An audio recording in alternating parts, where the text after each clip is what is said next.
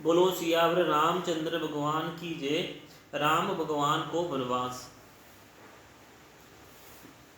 माता केकई ने बोला, सवेरे होते ही मुनि का वेश धारण कर यदि राम वन को नहीं जाते तो हे राजन, मन में निश्चय समझ लीजिए कि मेरा मरण होगा और आपका अपस होगा। ऐसा कहकर कुटिल केकई उठ खड़ी हुई, मानो क्रोध की नदी उमड़ी हो। वह नदी पाप रूपी पहाड़ से प्रकट हुई और क्रोध रूपी जल से भरी है। ऐसी भयानक है कि देखी नहीं जाती। दोनों वरदान उस नदी के दो किनारे हैं। केकई का कठिन हट ही उसकी तवीर धारा है और कुबरी मंथरा के वचनों की प्रेरणा ही भंवर है। वह क्रोध रूपी नदी राजा दशरथ रूपी वृक्ष को जड़ मूल से डहाती हुई विपरीत रूपी समुद्र की ओर सीधी चली है। राजा ने समझ लिया कि बात सचमुच वास्तव में सच्ची है। क्षत्रिय के बहाने मेरी मृत्यु ही सिर पर नाच रही है। तदनंतर राजा ने कैकेयी के चरण पकड़कर उसे बिठाकर विनती की कि तू सूर्य कुल रूपी वृक्ष के लिए कुल्हाड़ी मत बन। तू मेरा मस्तक मांग ले, मैं तुझे अभी दे दूं, पर राम के गृह में मुझे मत मार। जिस किसी प्रकार से हो तू राम को रख ले, नहीं तो जन्म भर तेरी छाती जलेगी। राजा ने देखा कि रोग असाध्य है, तब वे अंतर्वाणी से हा राम हा रघुनाथ कहते हुए सिर पटकर जमीन पर गिर पड़े। राजा व्याकुल हो गए, उसका सारा शरीर शीतल पड़ गया, मानो हाथी ने कल्प वृक्ष को उखाड़ फेंका हो। कंठ सूख गया, मुख से बात नहीं निकलती, मानो पानी के बिना पहना नामक मछली तड़प रही हो। केकई फिर कड़वे और कठोर वचन बोली, मानो घाव में जहर भर रही हो। कहती है, जो अंत में ऐसा ही करना था तो आपने वर मांग किस बल पर कहा था। हे राजा, ठहाका मारकर हंसना और गाल फुलाना कला ये दोनों एक साथ हो सकती हैं। दानी भी कहना और कंजूसी भी करना क्या राजपूतों में शेष शम कुशल भी रह सकती है। लड़ाई में बहादुरी भी दिखाए और कहीं चोट भी न लगे। या तो वचन प्रतिज्ञा ही छोड़ दीजिए या धैर्य धारण कीजिए। यूं असहाय क्षत्रिय की भांति रोए पीटिए नहीं। सत्यवर्ती के लिए तो शरीर, क्षत्रिय, पुत्र, घर, धन और पृथ्वी सब तिनके के बराबर कहे गए हैं। केकई के मम भेदी वचन सुनकर राजा ने कहा कि तू जो चाहे कह, तेरा कुछ भी दोष नहीं है। मेरा काल तुझे मानो पिशाच होकर लग गया है, वही तुझसे यह सब कहला रहा है। भरत तो भूल कर भी राजपद नहीं चाहते, होनहार वश तेरी ही जी में कुमित आ बसी। यह सब मेरे पापों का परिणाम है, जिससे कुश में बेमौके विधाता विपरीत हो गया है। तेरी उजाड़ी हुई यह सुंदर अयोध्या फिर भली भांति बसेगी और संसत गुणों के धाम श्री राम की प्रभुता भी होगी। सब भाई उनकी सेवा करेंगे और तीनों लोकों में श्री राम की बढ़ाई होगी। केवल तेरा कलंक और मेरा पछतावा मरने पर भी नहीं मिटेगा। यह किसी तरह नहीं जाएगा। अब तुझे जो अच्छा लगे वही कर। मुंह छिपाकर मेरी आंखों की ओट जा बैठ, अर्थात मेरे सामने से हट जा, मुझे मुंह ना दिखा। मैं हाथ जोड़कर कहता हूँ कि जब तक मैं जीता रहूँ तब तक फिर कुछ ना कहना, अर्थात मुझसे ना बोलना। अरे अभागनी, फिर तू अंत में पछताएगी जो तू नहारू तात के लिए गाय को मार रही हो। राजा करोड़ों प्रकार से बहुत तरह से समझाकर और यह कहकर कि तू क्यों सर्वनाश कर रही है, पृथ्वी पर गिर पड़े, पर कपट करने में चतुर की कई कुछ बोलती नहीं, मानो मौन होकर मसान जगा रही हो, शमशान में बैठकर प्रेत मंत्र सिद्ध कर रही हो। राजा राम राम रट रहे हैं और ऐसे व्याकुल हैं जैसे कोई पक्षी पंख के बिना बेहाल हो। वे अपने हृदय में मनाते हैं कि सवेरा ना हो और कोई जाकर श्री रामचंद्र से यह बात ना कहे। हे रघुकुल के गुरु, बडेरे मूल पुरुष सूर्य भगवान, आप अपना उद्धार ना करें। अयोध्या को बेहाल देखकर आपके हृदय में बड़ी पीड़ा होगी।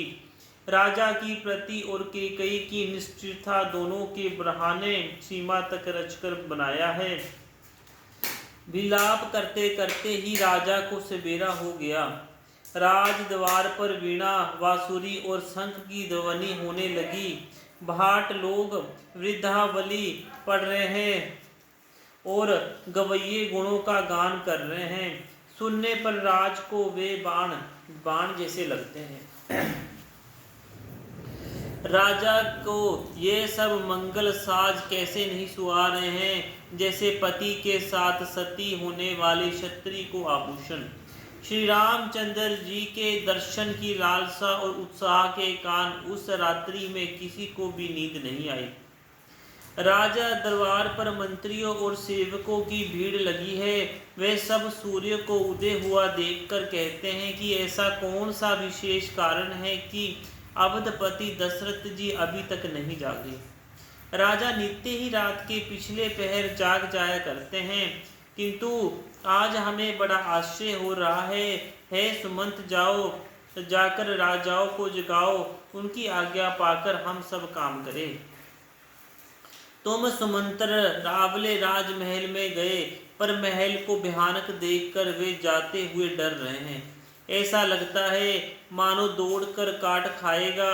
उसकी ओर देखा भी नहीं जाता, मानो विपत्ति और विषाद ने वहां डेरा डाल रखा है। पूछने पर कोई जवाब नहीं देता।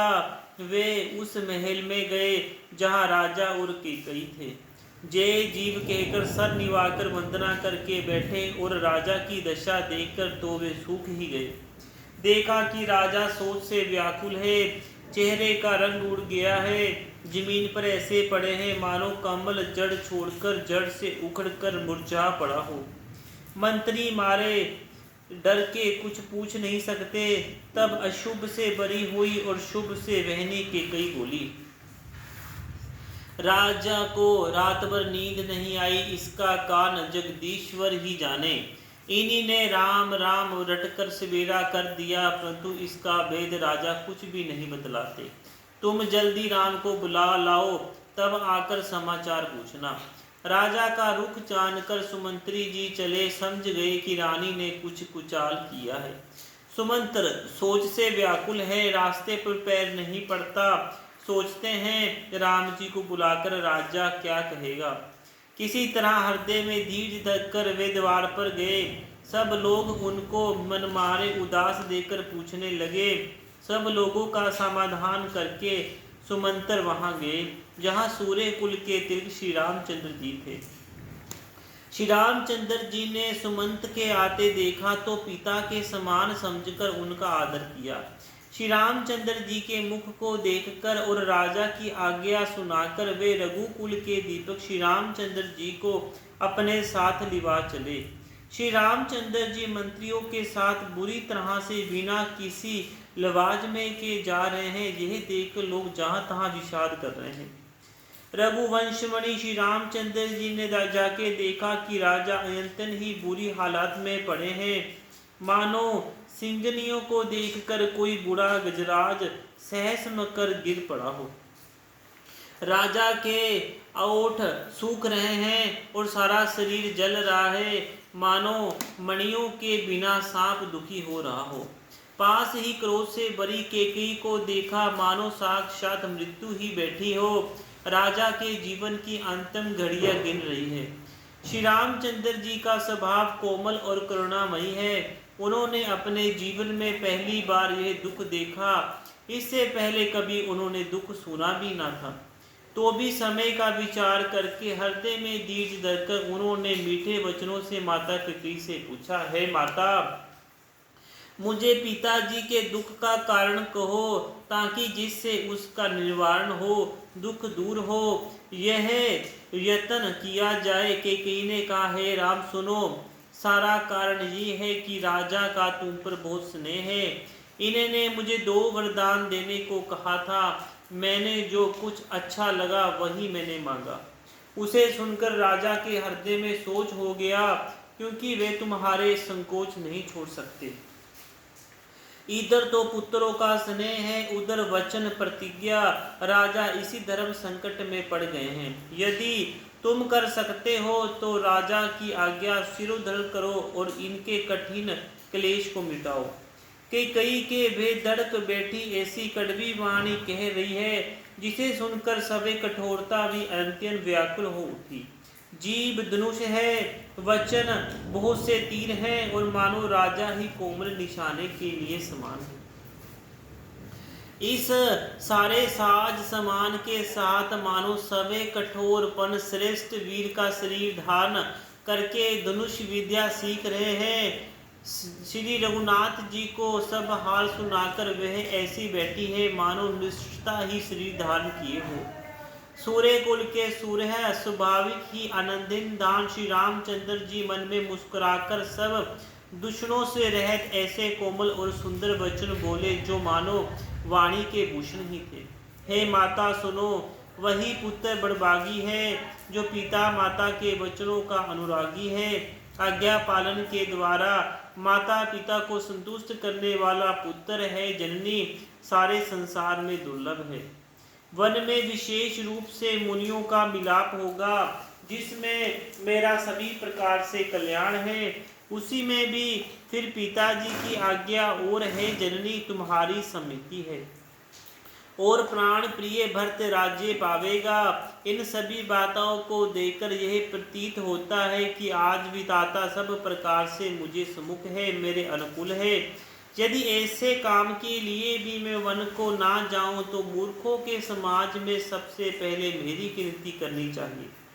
जो कल्प विष को छोड़कर रीढ़ की सेवा करते हैं और अमृत त्याग कर विष मांग लेते हैं। हे माता, तुम मन में विचार कर देखो कि वे महामूर्ख भी ऐसा मौका पाकर कभी ना चुकेंगे।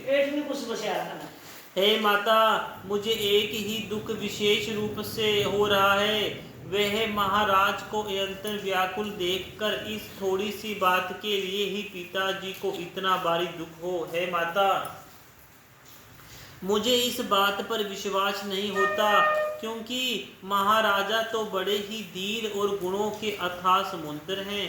अवश्य ही मुझसे कोई बड़ा अपराध होगा, जिसके कारण महाराजा मुझसे कुछ नहीं कहते। तुम्हें मेरी सौगंध है माता, तुम सच सच कहो। सहज सरल रघुबीर बचन, कुमित कुटिल कर जान। चलह जोक जल ब्रक कृत, यतप सलल समान। सियावर राम जय जय राम, मेरे प्रभु राम जय सिया राम। बोलो सियावर रामचंद्र भगवान।